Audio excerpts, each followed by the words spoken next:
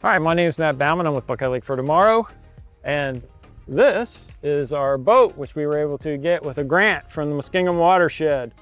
And we use it for geese control, for maintaining our aerators around the lake, some 30 aerators, for water testing out in the middle of the lake, for removing debris from the lake.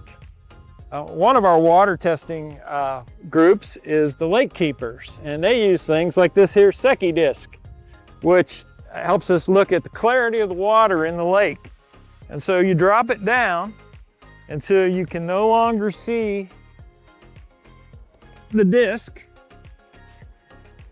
You mark your spot, and you pull it up till you see the disc again. Mark your spot, and then, my spot was here. And halfway in between, that's the clarity level. So right now we have 2 feet of clarity in Buckeye Lake. Which is really good. This test was designed by Pietro Augusta Secchi and has been used around the world. And now it's part of our routine here at Buckeye Lake. So then our next test is a nitrate test. We go in, we drop in the things, we put in a reagent, we shake it out, and then we compare it and determine what the nitrate levels are in the lake. And you'll notice right now we don't have any nitrates, which is great early in season.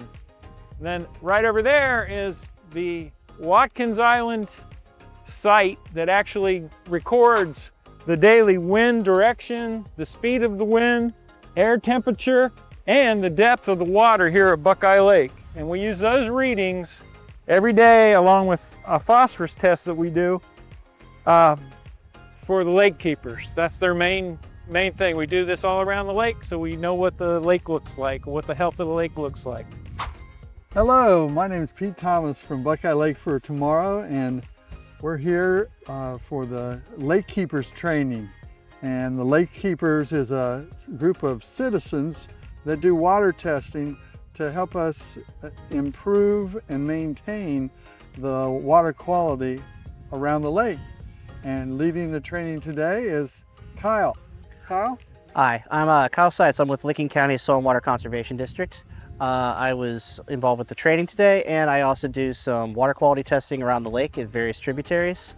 So for the past 3 to 5 years, we've had testing all over the lake at the various tributaries, including Murphy's Run, Honey Creek, Feeder Canal, Zartman Run, and we've been testing for for phosphorus and nitrate within those water samples, sending them off to a lab in Marion for testing, and we've been keeping track of those records for 3 years now.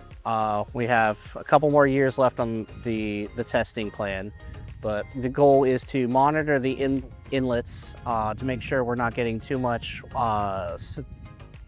phosphorus and nitrate into the main lake, and monitor where we're getting the most spikes in nutrients. Really pleased that over the past several years, because of a variety of programs that have been implemented by Buckeye Lake for Tomorrow, our beaches have stayed open. Our public beaches have not been shut down for algae blooms or E. coli events. And in addition to that, what's improved the quality of the lake has certainly been the reduced geese population that we had worked with the Ohio Department of Natural Resources on to manage that. And also, very important has been the 30-some aerators that Buckeye Lake for Tomorrow has installed with the cooperation of citizens around the lake. One other thing we are doing is also we are implementing a carp roundup, and the carp dig up sediments on the bottom of the lake and produces the nitrogen and phosphorus. You know, we have a man-made lake here that's well over 100 years old, that's very shallow. And that's why the dredging program that Buckeye Lake for Tomorrow has really promoted and worked with the state on is important to our water quality as well.